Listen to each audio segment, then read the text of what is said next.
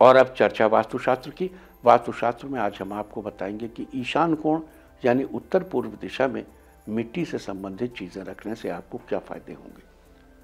आपको बता दूं कि वास्तुशास्त्र के अनुसार ईशान कोण यानी उत्तर पूर्व दिशा यानी घर के नॉर्थ ईस्ट कॉर्नर में मिट्टी से संबंधित चीज़ें रखने से इस दिशा से संबंधित वास्तु दोष दूर होते हैं और घर में सबकी स्थिति अच्छी होती है।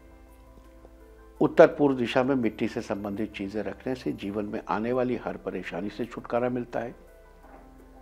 इससे घर के सदस्यों के काम में किसी तरह की रुकावट पैदा नहीं होती, साथ ही व्यक्ति तरक्की की राह पर अग्रसर रहता है। आपको यह भी बता दूं कि इसका सबसे ज्यादा लाभ घर के सबसे छोटे बेटे को मिलता है, उससे तो पूरे घर को फायदा होता है। साथ ही सेहत के मामले में हमारे हाथों को इससे फायदा मिलता है, हमारे हाथ मजबूत बने रहते हैं। लिहाजा आप अपने हाथ से मेहनत वाले कार्य अच्छे से पूरे कर सकते हैं। देखिए, नॉर्थ ईस्ट कॉर्नर को घर में पूजा घर कहा गया, वहां पूजा घर रखी। और हमें जो मूर्तियां रखने को कहा जाता था पूजा करने की, वो मिट्टी की मूर्तियां रखने को कहा जाता था। क्यों? क्योंकि घर में नॉर्थ ईस्ट, सेंटर और साउथ वेस्ट तीनों का एलिमेंट अर्थ है। 5 तत्व हैं, क्षिति जल पावक गगन समीरा, पंच तत्व से बना शरीरा। 5 तत्व हैं। तो अर्थ यानी पृथ्वी तत्व, क्षिति यानी आकाश, जल पावक यानी अग्नि, गगन समीरा, तो ये क्षिति पृथ्वी। तो पृथ्वी तत्व जो है नॉर्थ ईस्ट में है, सेंटर में है, साउथ वेस्ट में। अगर उससे रिलेटेड चीजें वहां रखेंगे, अब हमारे यहाँ मूर्ति क्या, मिट्टी की मूर्ति रखो, 8 अंगुल से ऊंची मत रखो, डिस्पोजेबल मूर्ति रखो, बहुत सी चीज़ें थी। जैसे पहले याद होगा, लक्ष्मी गणेश की मिट्टी की मूर्ति लाओ, दीपावली के दिन उनकी पूजा करो, परेवा छोड़ के द्वितीया के दिन उन्हें विसर्जित कर दो।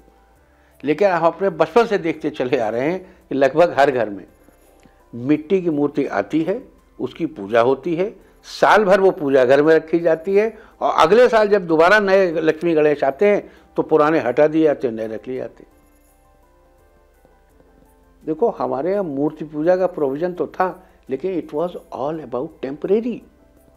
हम लोग भगवान शंकर की पूजा करते हैं, उसमें सबसे अच्छा रुद्राभिषेक का है पार्थिव पूजन।